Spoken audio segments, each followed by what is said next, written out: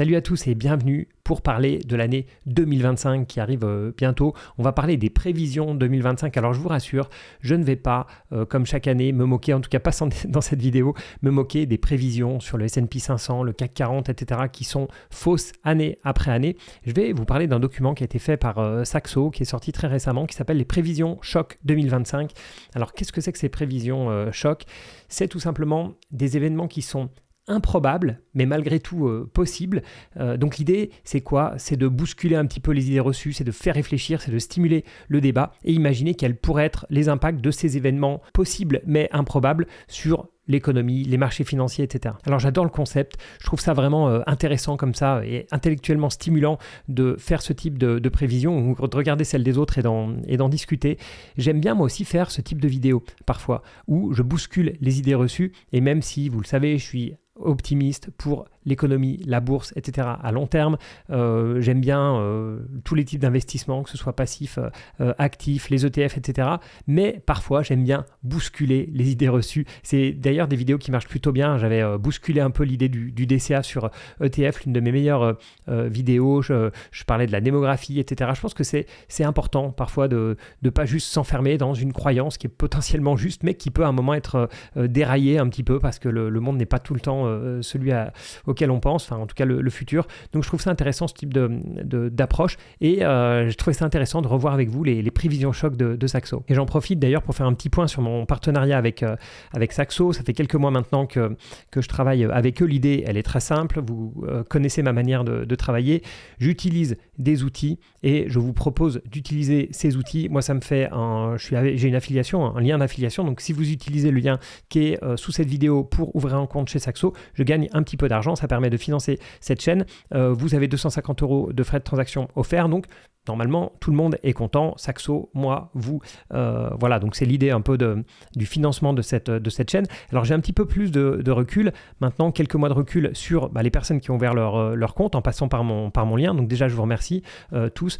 Alors les retours que j'ai, je vais être le plus transparent possible, c'est que les utilisateurs sont contents de la plateforme, ils sont contents de l'accès aux bourses qui est plus élevé que la plupart des autres courtiers du même type. Vous avez accès à plus de plateformes, notamment en Europe. Quand je dis plateforme, à plus de pays et de bourses en direct. Ensuite, un autre point fort qui m'a été relevé, c'est la transparence, parce qu'il y a des personnes qui viennent de courtiers soi-disant sans frais ou à très faible frais, et au final, quand ils comparent ce qui a été débité de leur compte lorsqu'ils ont acheté une valeur, notamment une valeur dans d'autres devises, et qui voient le cours de cotation au moment du passage d'ordre, on se rend compte que c'est loin d'être sans frais. Donc voilà, globalement, des avis très positifs sur la plateforme. Après, on m'a remonté 2 bémols que j'ai évidemment remonté à Saxo.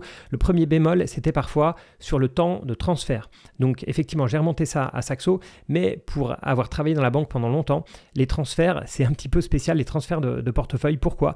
Parce que évidemment, la banque qui est quittée, la contrepartie qui est quittée a tout intérêt à faire traîner le transfert et à donner les instructions le plus tard possible pour que le service justement de la nouvelle banque paraisse comme étant très mauvais et puis pour avoir l'opportunité de garder le client. Donc ça, c'est un premier point, mais malgré tout, Saxo va essayer de faire des efforts. Et un autre point qui m'a été remonté, c'est sur l'ouverture de compte société. Il y avait le KYC, le Know Your Customer, vous savez, tous les documents qui sont demandés pour l'ouverture de compte et qui sont un peu lourds parfois pour une entreprise. Ça avait pris un petit peu de temps. Donc voilà, Saxo est en train de travailler dessus. Donc j'essaie d'être le plus transparent avec vous. Moi, en tant qu'utilisateur, j'aime beaucoup la plateforme Saxo. Apparemment, ceux qui ont ouvert des comptes aussi. Donc bon, je vais voir, je surveille ça de près. Et donc j'en profite, étant en partenariat avec Saxo pour parler de leur prévision 2025. Alors c'est parti, première prévision, Trump 2.0 fait exploser le dollar américain. Résumé, alors que la nouvelle administration Trump bouleverse le système financier mondial en imposant d'énormes droits de douane, le monde s'efforce de trouver des alternatives au dollar. Bon, je vous passe un petit peu le détail. Alors l'impact potentiel sur le marché, qu'est-ce que ça pourrait être ? La capitalisation du marché des crypto-monnaies pourrait quadrupler pour passer 10 000 milliards de dollars, tandis que le dollar américain pourrait chuter de 20% face aux principales devises et de 30% par rapport à l'or. Je pense que la probabilité de tout ça est extrêmement faible. Pourquoi ? Déjà, la capitalisation des crypto-monnaies, donc le fait que ça fasse x4, j'y crois pas. Évidemment, on parle de l'année 2025. Globalement, évidemment que les cryptos peuvent quadrupler d'ici on ne sait pas quand. Pourquoi j'y crois pas en 2025 ? Parce que ce que nous a montré le marché des cryptos, c'est que c'est un marché qui marche par vague d'adhésion. Donc il y a ces grands bull runs où les gens se font convaincre petit à petit. Et puis, à un moment, la confiance s'effrite et surtout, il y a des personnes qui veulent prendre leurs profits, ce qui est bien compréhensible. Et au moment où ça commence à baisser, la confiance se dégrade et donc on a des effets de cycle qui sont relativement accentués sur les cryptos. Donc, sur l'année 2025, ça voudrait dire un x4 sur l'année, ça voudrait dire qu'il n'y a pas de prise de profit en fait et qu'il n'y a plus cette notion de cycle. Je pense qu'on va garder cette notion de cycle sur les cryptos, donc je pense que le fait que ça quadruple, c'est extrêmement peu probable. Ensuite, sur la partie dollar américain, je comprends l'idée, Trump ouvre les vannes au niveau des déficits publics américains, mais on le sait, il n'y a pas que les US qui font ça, c'est la même chose en Europe. On sait aussi que la Chine ne va pas très bien, n'est pas en grande forme, donc une chute de 20% du dollar face aux principales devises, c'est évidemment possible, mais c'est loin d'être probable, du fait qu'il n'y a aucune devise qui sort vraiment du lot, si on enlève les petites devises type franc-suisse. Et puis 30% par rapport à l'or, ça je ne sais pas ce que va faire l'or. Donc sur ce point-là, je dirais quand même probabilité relativement faible. En tout cas sur la partie crypto, je serais très loin de parier sur un quadruplement de la capitalisation boursière, malgré le passage des 100 000 qu'on a vu très récemment, des 100 000 $ donc pour le Bitcoin. Mais effectivement, le dollar, Trump va probablement faire souffrir le dollar. Et un autre point sur le dollar, c'est que Trump, c'est quand même quelqu'un qui est très pragmatique. Donc s'il se rend compte que ce qu'il fait, ça ne va pas dans l'intérêt économique des États-Unis, il est capable de revenir en arrière. Je ne pense pas que ce soit quelqu'un de vraiment dogmatique, qu'il ait une idée extrêmement précise de ce qu'il veut faire. Donc je pense que si ça arrive, il va revenir en arrière, il va assouplir ses décisions sur les droits de douane, etc. Ensuite, Nvidia atteint une valorisation 2 fois supérieure à celle d'Apple. Bon, ici c'est assez clair. Armé de ses puces d'intelligence artificielle révolutionnaire, le géant technologique Nvidia pourrait-il avoir une capitalisation 2 fois supérieure à celle d'Apple et devenir l'entreprise la plus rentable de tous les temps ? Intéressant. Ça me paraît compliqué, à moins que Apple s'effondre. Ça me paraît compliqué, mais honnêtement, en termes de probabilité, c'est quelque chose qui est possible. Voilà, c'est vraiment quelque chose qui est possible. Le fait que Nvidia double, c'est clairement possible. Alors, quel est l'impact potentiel sur le marché ? Les actions d'Nvidia se négocient bien au-delà de $250. Bon, c'est vrai que c'est aux alentours de 140, je crois, maintenant. Avant que le marché ne se questionne sur sa capacité à capter une part toujours plus grande des bénéfices des entreprises. Et que des régulateurs ne viennent freiner ses perspectives de croissance en raison de préoccupations liées à son statut de monopole. Alors ça, j'y crois moins. En tout cas, je pense pas à court terme. Les deux questions sur Nvidia, vu que j'ai fait une vidéo sur Nvidia récemment, c'est vraiment à quel point les géants de la tech vont continuer évidemment à investir autant dans des data centers et donc à acheter des puces Nvidia.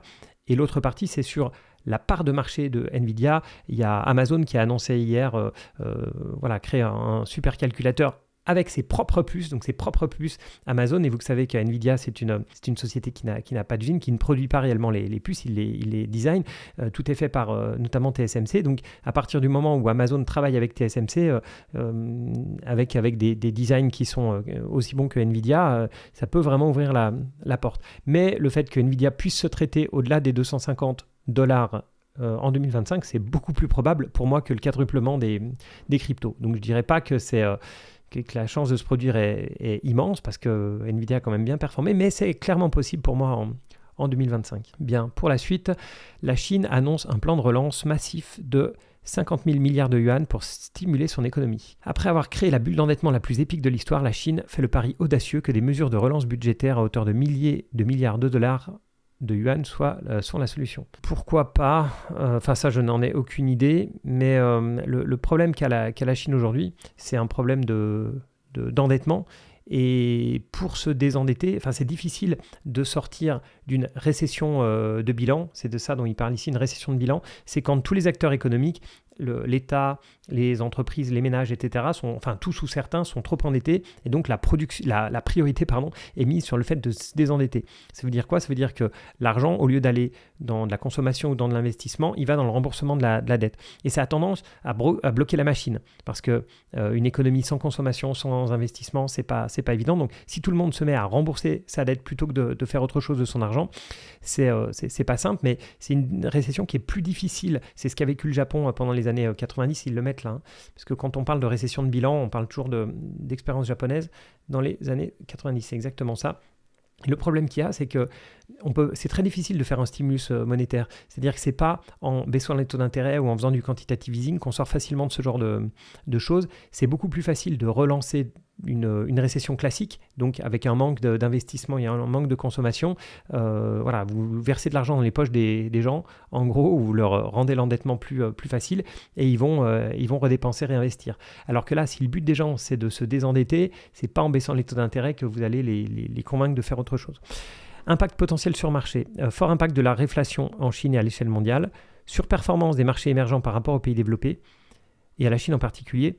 Hausse des prix mondiaux des matières premières et renforcement du RMB chinois. Donc, tout se tient, à part le renforcement de la monnaie chinoise, parce que si l'idée, c'est que la Chine déverse des milliers de milliards de yuan, l'idée, c'est que ça va plutôt affaiblir la monnaie. En tout cas, ma compréhension, c'est que quand on ouvre le robinet monétaire, ça ne facilite pas le cours de change. Donc là, pour moi, il y a quand même quelque chose, je ne sais pas, je ne connais pas du tout la probabilité de cette prévision-là, mais je ne suis pas forcément d'accord sur cette partie-là. Et c'est là où on voit qu'on parlait du dollar juste un petit peu auparavant, et comme tout le monde va apparemment affaiblir sa monnaie, même si là ils disent le contraire sur la devise chinoise. Pour moi, on a les trois grosses zones géographiques US, Europe et Chine qui sont un peu qui ont un peu les mêmes problèmes, notamment en termes d'endettement et notamment d'endettement d'État. Donc on ne sait pas qui va plus gagner en jeu relatif, on ne sait pas qui va gagner. Ensuite, prévision choc suivante, le premier cœur humain bio-imprimé ouvre une nouvelle ère de longévité. En fusionnant la bio-ingénierie et les sciences médicales, les scientifiques ont réussi à bio-imprimer un cœur humain, permettant ainsi de prolonger la vie de millions de personnes.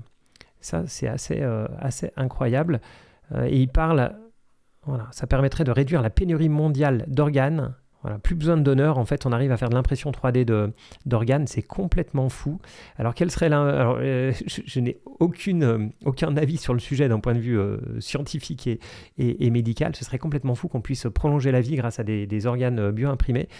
Alors, quel serait le potentiel sur le marché? Le succès des organes bio-imprimés fait bondir les prévisions de croissance des secteurs de la biotechnologie et de l'impression 3D. Ah oui, mais j'espère que c'est pas tout. Enfin, j'espère que les investisseurs feront bien le tri entre tout ce qu'il y a, parce qu'il y a beaucoup de déchets quand même dans tout ce qui est biotech, impression 3D, et beaucoup d'échecs dans les années précédentes.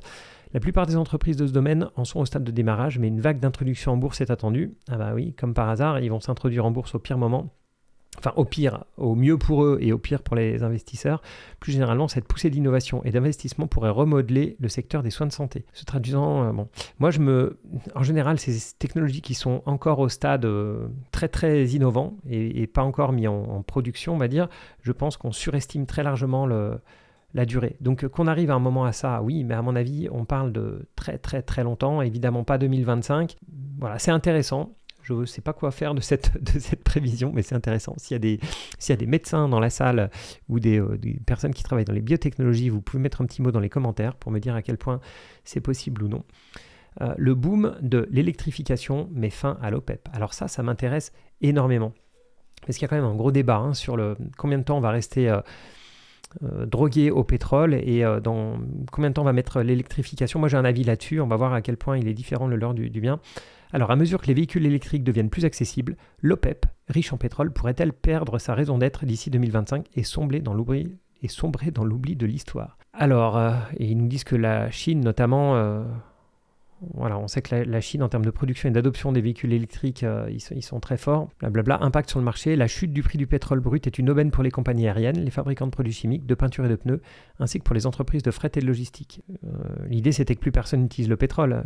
C'est ce que je comprends. Enfin, pas plus personne, mais en tout cas, il y a suffisamment peu de demandes pour que les prix baissent. Ouais, je ne suis pas du tout convaincu. Et le marché s'équilibre rapidement. Arrêt de la production coûteuse de pétrole de schiste, etc. Alors, là-dessus, je pense évidemment que c'est totalement impossible, non seulement en 2025, mais et au-delà.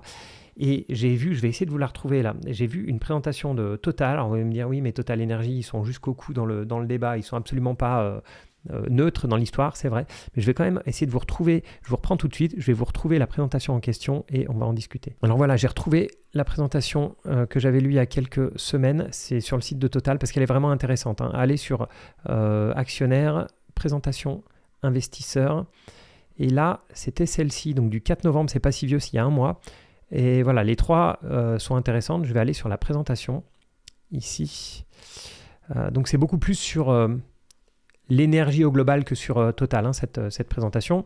Qu'est-ce qu'ils nous disent? Qu'il y a des pays qui ont de l'énergie de manière surabondante, évidemment, le Moyen-Orient, l'Amérique du Nord, depuis qu'ils font du pétrole et du gaz de schiste. Ensuite, des pays et des zones géographiques qui ont un apport énergétique suffisant. Donc, c'est l'Europe, c'est une partie de l'Asie. Et puis, il y a évidemment une partie des pays émergents, Amérique latine, une partie de l'Asie et l'Afrique qui ont des ressources énergétiques insuffisantes. Voilà.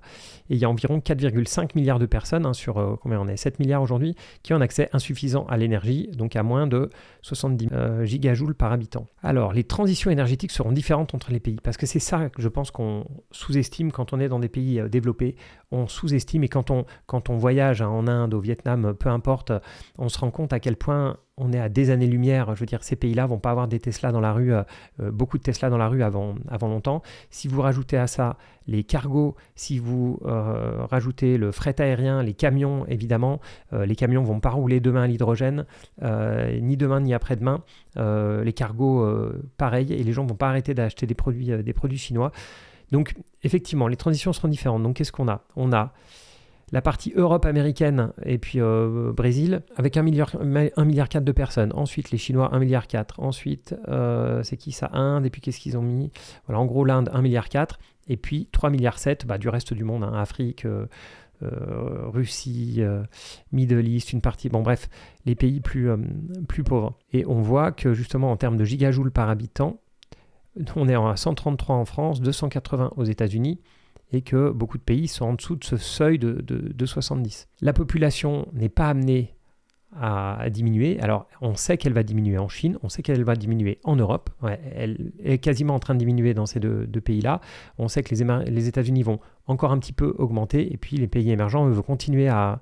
On le voit bien, ce qu'ils appellent le Sud global va continuer à croître. Donc ça veut dire quoi? Ça veut dire que s'ils veulent atteindre ce seuil de 70 gigajoules par habitant, ce qui est, je vous le rappelle, à peu près la moitié de la France. Donc on peut trouver légitime qu'ils veuillent atteindre un niveau une demande énergétique moitié de la France. Donc ils partent aujourd'hui de 24 gigajoules par habitant. Si on compte le nombre de personnes qu'il y a, on voit à quel point ça booste. Accroissement de la population, puisque eux vont grossir de 2 milliards, ça va passer de 4 milliards et demi à 2 milliards. On arrive à une demande, et puis ensuite, on arrive à une demande globalement qui fait x4 entre aujourd'hui et en 2050. Donc je ne vois pas comment l'électricité seule pourra répondre à cette demande, surtout qu'on est dans des pays qui, je ne suis pas sûr qu'ils sautent directement du charbon à l'électrification. Qu'est-ce qu'il y a d'autre d'intéressant? Le gaz de schiste, etc. J'avais trouvé des trucs intéressants. Voilà, ça sur les tendances. Ça, c'est intéressant. Donc ici, en 2022, c'est une présentation qui a un mois, mais on voit que les chiffres sont de 2022. On s'aperçoit que, ça c'est quoi? Huile, c'est marrant, ils ont mal traduit, c'est oil, ils ont traduit par huile au lieu de pétrole. C'est drôle. Donc, on voit qu'aujourd'hui, on a à peu près, dans la demande énergétique mondiale, 30% de pétrole. En 2030, on sera à 29%. Et sachant qu'on est à 30% d'un gâteau qui a augmenté. Donc la consommation de pétrole, elle est loin de baisser. La demande, elle est toujours présente, et on voit que même en 2050, il y aura toujours 23% de demande, et l'électrification, elle est finalement assez faible, part de l'électricité dans la consommation finale, Et on parle de 2050, hein. On voit que les pays développés, ils seront à 35%, la Chine à 44%, et c'est là où on voit que la Chine va très vite dans l'électrification. Eux, ils sont très forts là-dessus. L'Inde 26% et le Sud global 24%. Donc pour revenir à la prédiction de Saxo, non, pour moi l'électrification, ça va venir évidemment, mais c'est extrêmement lent. Il y a une inertie énorme. Et j'ai pas retrouvé des graphiques que j'avais vus là. Bon, il y a 3 ou 4 présentations sur le site de Total. Je suis pas retombé sur celle que je voulais, mais qui montrait cette inertie énorme du pétrole. Donc non, pour moi, celle-ci, je n'y crois pas. Je ne crois pas du tout à une faiblesse de l'OPEP suite à l'électrification du monde. À mon avis, ça va mettre énormément de temps à arriver. Bien, si je continue, les États-Unis imposent une taxe. Alors c'est quoi? Les États-Unis imposent une taxe sur les centres de données d'intelligence artificielle alors que les prix de l'électricité flambent. Alors ça, c'est très intéressant et je pense que là-dessus, on tient quelque chose. Les géants de la technologie aspirent l'énergie pour alimenter les nouveaux centres de données d'intelligence artificielle, ce qui fait grimper en flèche les factures d'électricité et suscite l'indignation de l'opinion publique. Alors, il y a ça, mais il y a aussi l'eau. Hein. Vous savez que ça demande de gros moyens de refroidissement, les data centers, et donc souvent, là, il y a le power, mais il faudrait mettre l'eau à côté. Hein. Ils s'installent à côté de barrages, de fleuves, etc., pour pouvoir refroidir les centres de données et voilà, rejeter dans des rivières de l'eau avec quelques degrés de plus, c'est quand même catastrophique pour la biodiversité, pour les poissons, etc. Donc je pense qu'il y a les deux soucis, il y a l'électricité et il y a le refroidissement. Je pense que ça va devenir un problème. Ça, c'est clair. Hein. Oui, ils signent des contrats avec des centrales nucléaires. Ça va poser un souci parce que la demande d'énergie pour entraîner les modèles d'IA et ensuite pour les faire tourner, c'est assez dingue. Alors, incidence potentielle sur le marché. Qu'est-ce qu'on aurait? Explosion massive des investissements américains dans les infrastructures électriques. C'est vrai qu'ils ont un réseau qui est très mauvais aujourd'hui aux États-Unis. Des entreprises comme Fluor se développent en signant de nouveaux contrats de construction de grande envergure. Le mégapack de Tesla connaît un regain d'intérêt. Les prix à long terme du gaz naturel aux États-Unis ont plus que doublé, contribuant ainsi de manière significative à des perspectives inflationnistes accrues. Donc on voit, c'est marrant. Pour moi, post-Covid, post-Ukraine, on est retombé dans des tendances beaucoup moins inflationnistes, mais ça fait plusieurs comme ça prévisions choc qui nous parlent d'inflation. Je pense réellement que ça peut devenir un problème. La consommation d'électricité des data centers et d'eau, comme je disais.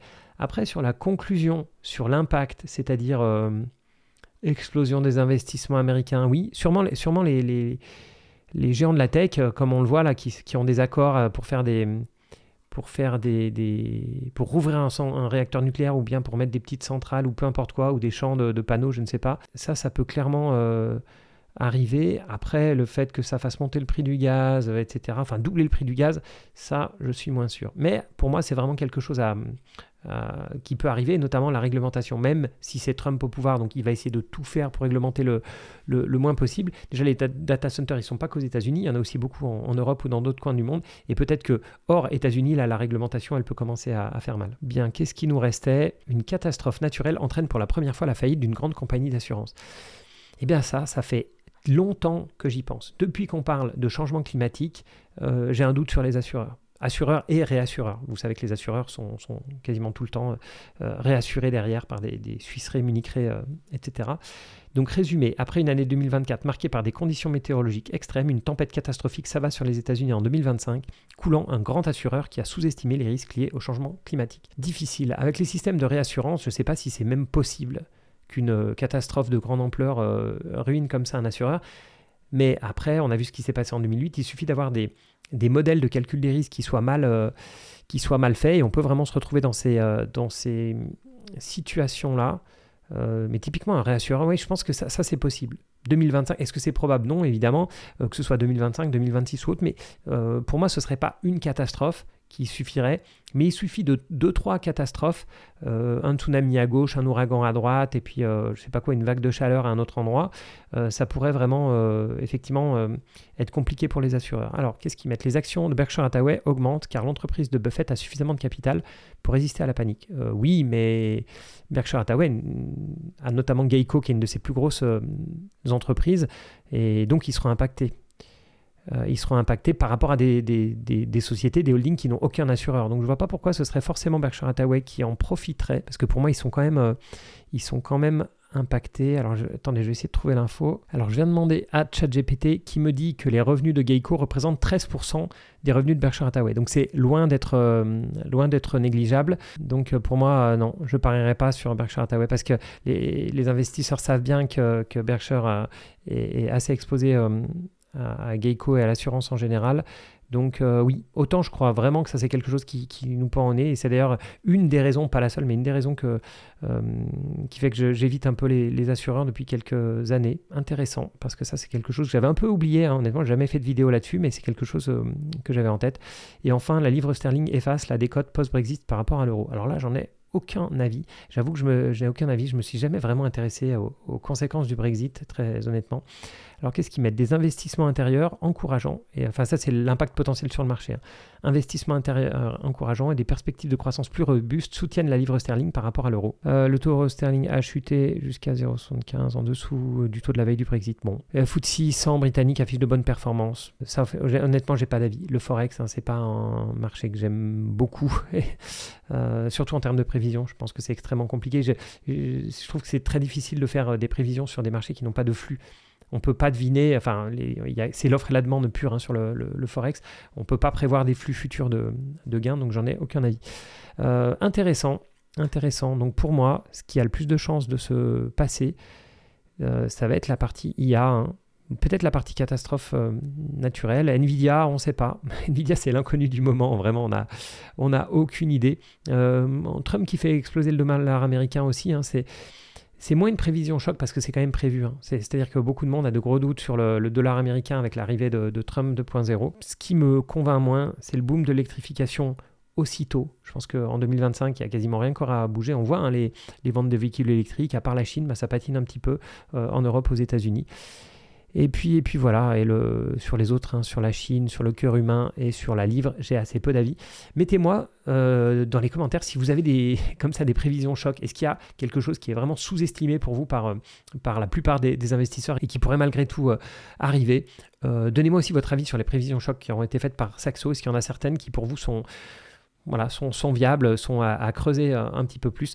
Voilà pour la vidéo du jour. Merci encore pour votre suivi. Merci à tous ceux qui ont ouvert des comptes au travers de mon lien Saxo. C'est toujours sympa. J'espère que vous êtes content du service. Hein. N'hésitez pas à m'envoyer un petit message là-dessus sur les transferts. Je sais, Saxo va faire le maximum. Merci à tous en tout cas pour votre suivi. Si vous avez des idées de vidéos, je suis évidemment toujours preneur. Merci à tous et à bientôt. Ciao.